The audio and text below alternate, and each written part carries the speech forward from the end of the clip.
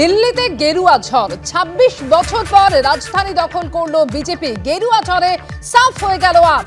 যে দুর্নীতি ইস্যুকে হাতিয়ার করে একসময় ক্ষমতায় এসেছিল আম আদমি পার্টি, আজকে সেই আপকেই আটকে যেতে হলো বিজেপির কাছে। একদিকে আপের পরাজয়, অন্যদিকে বিজেপির সাফল্য। নেপথ্যে কি কারণ রয়েছে, কাটা ছেঁড়া বিশ্লেষণ অবশ্যই চলবে এবং একই সঙ্গে আজকে আলোচনায় উঠে আসবে আর্থিকর প্রসঙ্গ। যারা রয়েছেন আমাদের সঙ্গে প্রথমেই পরিচয় করাবো তাদের সঙ্গে। আমাদের সঙ্গে রয়েছেন মণিশঙ্কর চট্টোপাধ্যায়, রয়েছেন পঙ্কজ রয়, চন্দন ঘোষ চৌধুরী এবং আম আদমি পার্টির তরফ থেকে আমাদের সঙ্গে রয়েছেন বিশ্বদীপ মৈত্র। প্রত্যেকে আলোচনায় স্বাগত জানাবো। শুরুতেই আপনাদের দেখাই যে দিল্লিতে গেরুয়া ঝড়, যেখানে ২৬ বছর পর রাজধানী দখল করলো বিজেপি। আপ ২২টি আসনে জয়ী হলো, অন্যদিকে বিজেপি পেল ৪৮টি আসন। ৭০ আসনে লড়লেও কংগ্রেসের ঝুলি কিন্তু শূন্যই থাকলো। বদ্ধ ঝড়ে উড়ে গেল ঝাড়ু। রাজধানীতে এবার ডাবল ইঞ্জিন। দিল্লিতে বিজেপির বাম্পার জয়, মসনদচ্যুত হলো মাফলার ম্যান। ১০ বছরের উপর শাসক থেকে এক ধাক্কায় বিরোধী আসনে আপ। কেজরিওয়াল থেকে মনীষ সিসোদিয়া, সোমনাথ ভারতী, সত্যেন্দ্র জৈন। আপের একের পর এক হেভিওয়েটদের হার হলো। যদিও কালকাজিতে জিতে আপের মান রক্ষা করলেন অতিশী। গেরুয়া ঝড়ে দিল্লিতে সাফ হয়ে গেল আম আদমি পার্টি। সংখ্যালঘু ভোটেও পদ্মের থাবা।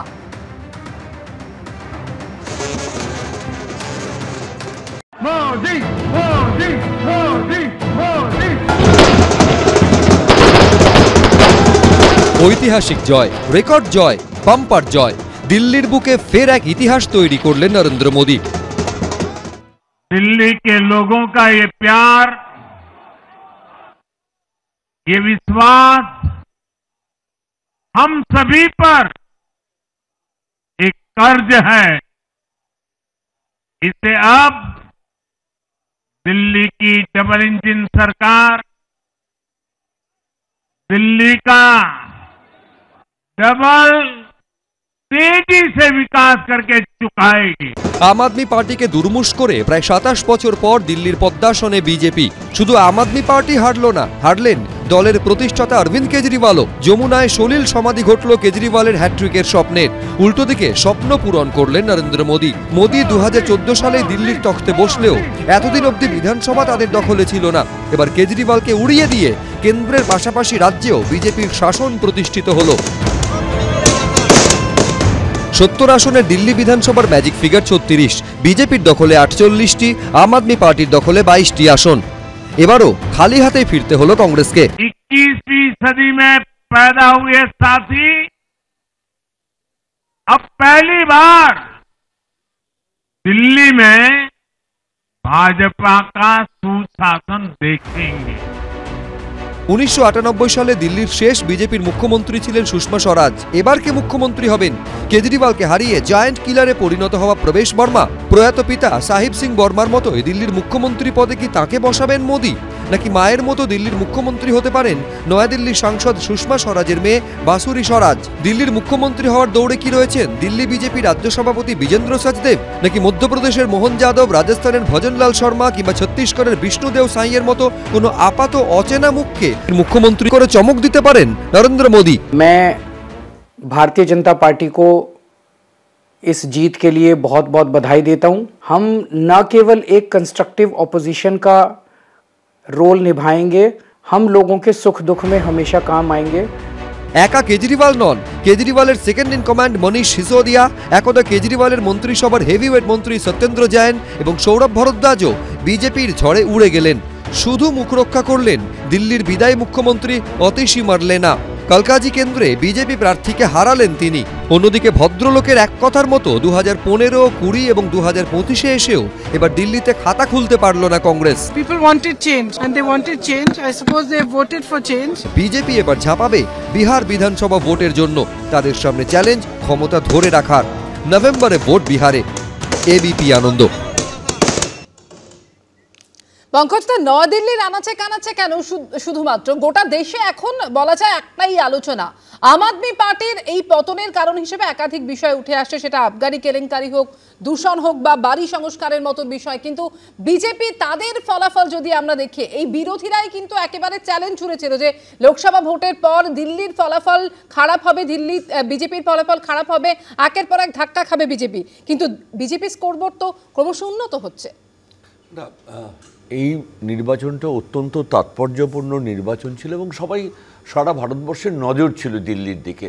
এটা তো ঘটনা যে দিল্লি দখল এক যেমন লোকসভা তেমনিভাবে যে বিধানসভার যে নির্বাচন, সেক্ষেত্রে আমি যদি আসনের নিরিখে দেখি 48টি আসন বিজেপি পেয়েছে আউট অফ 70, 36 হচ্ছে যেখানে আমাদের ম্যাজিক ফিগার সেখান থেকে ক্রস করে পার্সেন্টেজ অফ ভোট, এবং সবচেয়ে সিগনিফিক্যান্ট হচ্ছে যে সেটাও প্রায় 46% অ্যান্ড অ্যাবাভ ভোট পেয়েছে, সেটাও মানে একটা উল্লেখযোগ্য।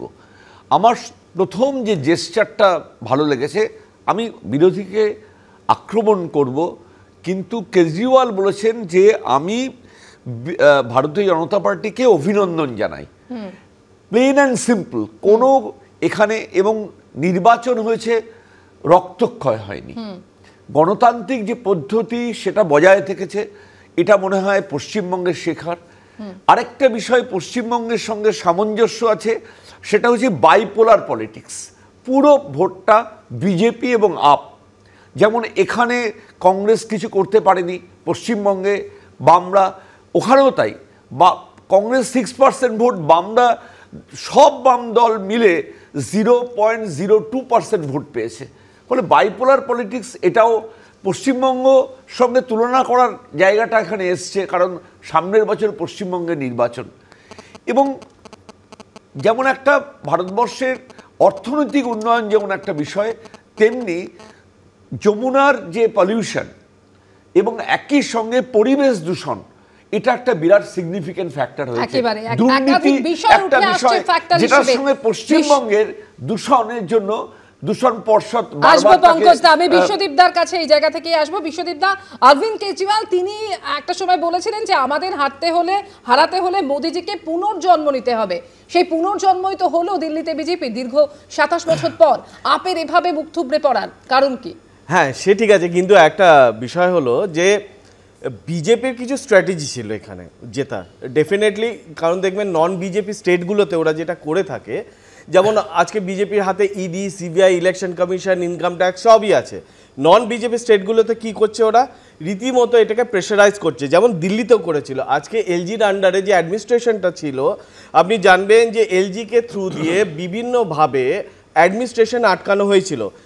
দিল্লির লোকেরা দেখলো যে অনেক ক্ষেত্রে কাজ আটকে আছে। ডেফিনেটলি বিজেপিরা জিতেছে, নো ডাউট, তারা কাজও করেছে গ্রাউন্ড লেভেলে। এবং আমাদের কাছে যে অপশানস ছিল, সেখানে টপ লিডার্সরা জেলে তখন। এবার আপনি ভাবুন, একটা রাজনৈতিক দলের টপ লিডার্সরা জেলে অ্যাক্টিভিটি করবে কি করবে, কাজ করবে কি করে, সেই জায়গায় একটা বিশাল চ্যালেঞ্জ আমরা ফেস করেছিলাম।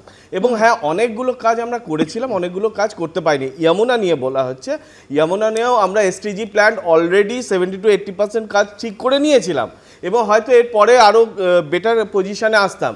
গঙ্গাকে নিয়েও অনেক সময় বিজেপিরা বলেছিল 40,000 কোটি টাকাও খরচা হয়েছে, তার স্ট্যাটাস কি? এখানে বিজেপিকেও বলা উচিত যে গঙ্গা নিয়ে এত, মানে যমুনা নিয়েও বলছেন, গঙ্গা নিয়েও একটু বলুক। আর হচ্ছে নন বিজেপি স্টেটগুলোকে বিজেপি স্পেশালি ফোকাস দেয় যাতে তাদের ইনস্টিটিউশনসগুলোকে ইমপ্লিমেন্ট করতে পারে। দেখবেন বিভিন্নভাবে আজকে যাদেরকে নিয়ে ওনারা কারাপশন চার্জেস লাগায়, কালকে যখন বিজেপি জয়েন করছে হঠাৎ তারা সাধু পুরুষ হয়ে গেল, আপনার ওয়াশিং মেশিনে সাফ হয়ে গেল। তো এই জিনিসগুলো কিন্তু বিজেপির একটা স্ট্র্যাটেজি। ডেফিনেটলি আমাদেরকে পজিশন দেওয়া হয়েছে বিরোধী পক্ষ হিসাবে, আমরা একেবারে ঘুরে দাঁড়াতে হবে নিশ্চয়ই, কিন্তু সেই জায়গা থেকে আমি আপনার প্রতিক্রিয়া নেব। আমি মণিশঙ্করদার কাছে এই জায়গা থেকেই আসবো। অরবিন্দ কেজরিওয়াল জেল যাত্রায় কি কোথাও তার কাল হলো? কারণ ভোটের প্রচারেও কিন্তু আমরা দেখেছিলাম যে এই গ্রেফতারিকেই বারবার হাতিয়ার হিসেবে তুলে ধরা হয়েছিল এবং সেখানে প্রতিহিংসার অভিযোগ করা হয়েছিল, কিন্তু ঝাড়খণ্ডের ক্ষেত্রে যেটা সম্ভব হলো সেটা দিল্লির ক্ষেত্রে হলো না। না, প্রথম কথা হচ্ছে যে জেল যাত্রাটা কিছুটা তো কাল হলোই, কারণ অরবিন্দ কেজরিওয়াল এই অ্যান্টি করাপশনটাকে হাতিয়ার করেই তো এসছে একটা ইস্যুকে কেন্দ্র করে। আপনাকে মানতে হবে যে পশ্চিমবঙ্গের যে আইডিওলজি, এখন দিল্লি হারের পরে সারাক্ষণ তুলনা করা হচ্ছে পশ্চিমবঙ্গের সঙ্গে। এখন পশ্চিমবঙ্গের যে আইডিওলজি সেটা যে সেকুলারিজম মেন, দিল্লিতে যে আইডিওলজি ছিল সেটা হচ্ছে অ্যান্টি করাপশনটা মেন। ফলে দিল্লি জেলে যাওয়ার জন্য কিছুটা ব্যাঘাত ঘটেছে, কিন্তু প্রবলেমটা হচ্ছে যে জেলে গেলেই যখন বিজেপি বাদ দিয়ে অন্য কেউ যাচ্ছে তখন জেলে যাওয়া মানেই তার করাপশনটা এস্টাবলিশ হয়ে যাচ্ছে। আর বিজেপির যদি কেউ এরকম ধরনের কোনো তার বিরুদ্ধে মামলা হয় তখন বলা হয় এটা তো মামলা চলছে, যতক্ষণ পর্যন্ত শেষ না হবে বলা যাবে না এই করাপশনের সঙ্গে যুক্ত কি যুক্ত নয়। ফলে সবার ক্ষেত্রে একই রকম প্রযোজ্য হওয়া উচিত। আমি বলছি যে আমাদের দেশে এখন আপনি 10-15 বছর যদি পিছিয়ে যান, মানুষের পলিটিক্যাল কনসাসনেস থেকে অনেকটা মানে ইয়াং জেনারেশন পলিটিক্যাল কনসাস তত চাই না, একটা স্টেবল গভর্নমেন্ট চাই, একটা সাম্প্রদায়িকতার মানে বাদ দিয়ে একটা ভালোভাবে বাঁচতে চাই। সেই জায়গায় দাঁড়িয়ে একটা যে দল থাকবে সেন্ট্রালে তিনি যদি এরকমভাবে থাকে তাকে তো মানুষ মানে হাত ভরে ভোট দেবে, সেটা নিয়ে সন্দেহ নেই। কিন্তু আপনাকে এই ভোটটাতে দেখতে হবে 18টা সিট আমার মনে হয় কমপক্ষে ওই 500-600 মার্জিনে যেমন কেটে জিতে গেছে, সেটা যদি না যেত সেটা আমি মনে হয় তাহলে বিজেপির আসার কোনো সম্ভাবনা ছিল না। ফলে বিজেপিকে সবাই ভোট দিয়েছে। একদিকে কংগ্রেসের অত্যন্ত খারাপ ফলাফল, কংগ্রেস সেই শূন্যই থেকে গেল। আর যে বিষয়টা নিয়ে বারবার আলোচনায় উঠে আসছে যে আজকে কংগ্রেস এবং আম আদমি পার্টি যদি একসঙ্গে লড়তো তাহলে কিন্তু ফলাফলটা অন্যরকম হতে পারতো। এবং হিসেব বলছে যে 14টি আসনে এভাবে জয় নিশ্চিত করেছে বিজেপি, মানে একেবারে অন্যরকম হতে পারতো ফলাফল। দেখো, একটা কথা একেবারে শুরুতে বলে নেওয়া দরকার যে কোয়ালিশন পলিটিক্সটা হবে কি হবে না ডিপেন্ড করছে ক্যারেক্টার অফ পলিটিক্যাল সিস্টেমের ওপরে, মানে সেই মুহূর্তে কোন ক্যারেক্টারে এক্স্যাক্টলি আমরা ফাইট করছি। ধরো একটা সন্ধিক্ষণ আসে যেখানে আমাদের ডিসিশন নিতে হয়। আমরা একা লড়বার ডিসিশনটা নিয়েছি এই দিল্লিতে, তার প্রধান কারণ ছিল যে দিল্লিতে কয়েকটা ফ্যাক্টার্স কাজ করেছে। আমরা প্রথম থেকে যেটা বলছি, অল ইন্ডিয়া যে ইন্ডিয়া জোট সেখানে কিন্তু আপের ভূমিকা ছিল। এবং আমরা বারবার একটা কথা বলি যে রেজলিউশনটা নেওয়া হয়েছে, অনেকে প্রশ্ন করেন আপনারা আপের বিরুদ্ধে লড়ছেন কেন। সারা ভারতবর্ষ জুড়ে যখন লোকসভা নির্বাচনের নিরিখে রেজলিউশন নেওয়া হয়েছে কম্বাইন শক্তি লড়াই করবে, এক্সেপ্ট আমরা দেখেছি আমরা পশ্চিমবাংলায় লড়াই করেছি দুর্নীতির বিরুদ্ধে কংগ্রেস, এবং আমরা লড়াই করেছি সিপিএমের বিরুদ্ধে কেরালা, এটা আমরা জানি।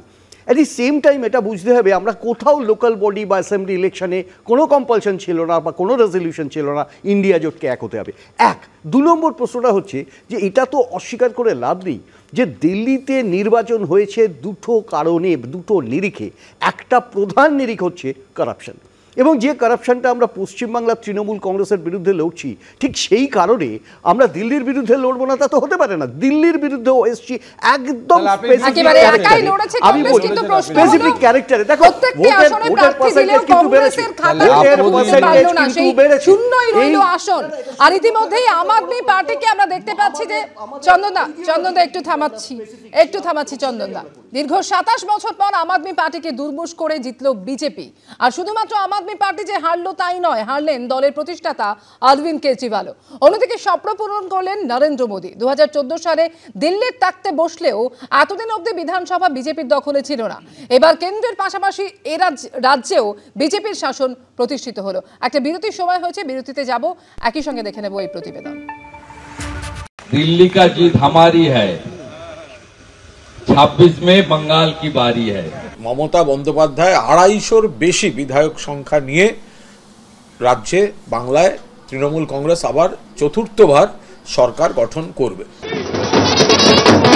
দিল্লির পর এবার বিজেপির টার্গেট বাংলা। 2.5 দশকের বেশি সময় পর যমুনা পাড়ে রাজধানীর দখল নিল বিজেপি, আর তারপরই বাংলা দখলের বিউগল ফুঁকলেন শুভেন্দু অধিকারী, সুকান্ত মজুমদাররা।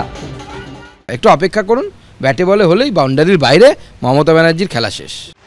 2017 এপ্রিলে ভুবনেশ্বরে বিজেপির জাতীয় কর্মসমিতির বৈঠকে অমিত শাহ বলেছিলেন এখনো বিজেপির স্বর্ণযুগ আসেনি, বাংলা, কেরল, ওড়িশায় জিততে হবে। এরপর 2018-র পঞ্চায়েত ভোটের আগেও একই মন্তব্য করেছিলেন তিনি। भारतीय जनता पार्टी का सुवर्ण काल नहीं है। भारतीय जनता पार्टी का स्वर्ण काल तभी आता है जब ओडिशा, बंगाल और 2019 का चुनाव फिर से भारतीय जनता पार्टी पूर्ण बहुमत के साथ जीते। ওড়িশা ইতিমধ্যেই বিজেপির দখলে এসে গেছে।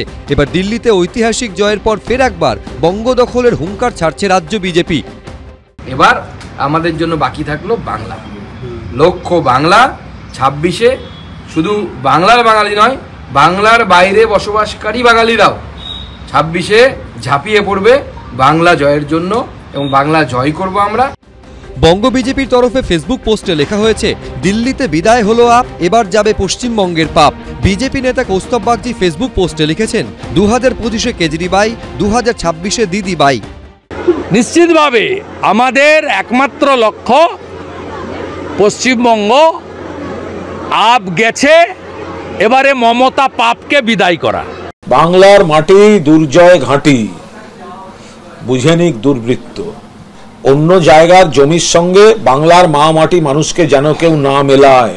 2026 সালে এখানে 250-র বেশি আসন নিয়ে মমতা বন্দ্যোপাধ্যায় চতুর্থবারের জন্য মুখ্যমন্ত্রী হবেন।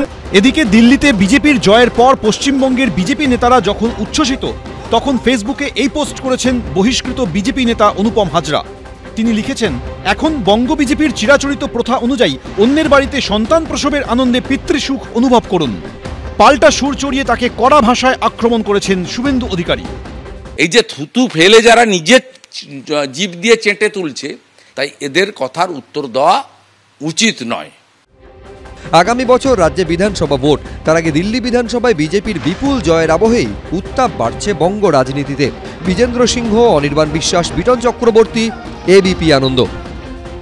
আড়াই দশকেরও বেশি সময় পর দিল্লির দখল নিল বিজেপি, আর তারপরই বাংলা দখলের হুঙ্কার বঙ্গ বিজেপির নেতাদের গলায়। মণিশঙ্করদার কাছে এই জায়গা থেকেই আসবো। অমিত শাহ তো এর আগেই এই হুঙ্কার দিয়ে রেখেছিলেন যে ওড়িশা এবং বাংলা দখল করলে তবেই বিজেপির স্বর্ণযুগ আসবে। ওড়িশা দখল হয়ে গিয়েছে, বাকি রইল বাংলা। আর বঙ্গ বিজেপির নেতারা তারা কিন্তু বোঝাই যাচ্ছে যে বিজেপির পালে যে যথেষ্ট হাওয়া লেগেছে এই দিল্লির জয়ের পর, তাতে কোনো সন্দেহ নেই, একেবারে সরাসরি বাংলা দখলের লক্ষ্যে ঝাঁপাচ্ছেন তারা। না, অমিত শাহের বাংলা দখলের হুঙ্কারগুলো আজকে প্রথম নয়, কতবার দিয়েছে, কত রকম প্রসেসে দিয়েছে, মানে কত রকম টাইপে দিয়েছে সেটা আপনারা দেখেছেন। আমি বলছি যে দেখুন, দিল্লির জয়টা একটা কসমোপলিটন সিটি। আপনি সারা ভারতবর্ষের প্রত্যেকটা স্টেটের একটা লোক আছে, ওখানে একটা জিওগ্রাফিক্যাল অন্যরকম সিচুয়েশন, পশ্চিমে একটা অন্যরকম সিচুয়েশন। আমি আগেও বললাম আপনাকে যে যদি সত্যি সত্যি একটা স্টেবল গভর্নমেন্ট মানে এই ধর্ম না করে প্রতিটি মানুষের জন্য কাজ করে, তাহলে আমি ব্যক্তিগতভাবে সেই গভর্নমেন্টকেই চাই, সেটা বিজেপি হোক, কংগ্রেস হোক, অন্য দল হোক, যাতে মানুষ শান্তিতে থাকে। কিন্তু পশ্চিমবঙ্গে আমরা কি দেখেছি, সন্দেশখালীতে ফেক ভিডিও করে যেরকম ভাবে প্রচার চালিয়ে গেছে, সেই রকম ধরনের সরকার আমরা চাই না। হ্যাঁ, বিষয়টা হচ্ছে যে আমি আবারও প্রথম থেকে একটা বিষয় বলবো যে দিল্লিতে যেমন দুর্নীতি যেমন বিষয়, কিন্তু এটাও দেখতে হবে যে ফ্রি অ্যান্ড ফেয়ার ইলেকশনটা নিয়ে কেউ কোনো প্রশ্ন তোলেনি। কিন্তু পশ্চিমবঙ্গে একটা কোঅপারেটিভ নির্বাচন হলেও সেটা মানুষের কাছে প্রশ্ন চলে যায়। গণতন্ত্র এখানে একটা সংকটের জায়গায় আছে। আমি কখনো স্টেট পাওয়ারটাকে মিসইউজ করা, এটা পশ্চিমবঙ্গ ছাড়া কোথাও হয় না। 10 বছরের প্রতিষ্ঠান বিরোধী হাওয়া তো ছিলই, এবং একই সঙ্গে বিশেষজ্ঞরা বলছেন যে অষ্টম বেতন কমিশন থেকে শুরু করে বাজেটে 12 লক্ষ টাকা পর্যন্ত কর ছাড়ের ঘোষণা বিজেপিকে অনেকটা সুবিধা এনে দিল। না, 12 লক্ষ টাকা কর ছাড়ের ঘোষণা সত্যি খুব ভালো, যারা প্রফেসর তাদের জন্য সত্যি খুব ভালো। কিন্তু গরিব মানুষগুলো যারা 12 লাখ টাকা কামাচ্ছে, তাদের 6 লাখ টাকা ট্যাক্সেই চলে যাচ্ছে। তো তাদেরও 12 লাখ টাকা হোক, সেটাই আশা রাখি আমি। আর দ্বিতীয়ত হচ্ছে ইলেকশন কমিশন নিয়ে একটা কথা উঠলো যে কোনো প্রশ্ন তোলেনি। আমরা বারবার ইলেকশন কমিশনের ওপর প্রশ্ন তুলেছিলাম, এবং যেটা দিল্লিতে এবারে সবথেকে বড় জিনিস দাঁড়ালো, বিজেপিরা ওপেন ফোরামে 1100 টাকা বিলি করেছিল। চটি, জুতো, ছাতা, শাড়ি, সমস্ত কিছু, কম্বল টম্বল সব করেছে ইলেকশনের আগে। ইলেকশন কমিশন দেখেও কিন্তু দেখেনি। এটা নিয়ে একটা বিশাল বড় প্রশ্ন ছিল যে ওপেন ফোরামে যখন এগুলো হচ্ছে, ইলেকশন কমিশন কেন এগুলোকে অ্যালাউ করছে? একাধিক প্রশ্ন তো রয়েছে, এবং কাটাছেড়া অবশ্যই চলছে। একদিকে বিজেপির এই ফলাফল, অন্যদিকে আপের পরাজয়ের কারণ কি?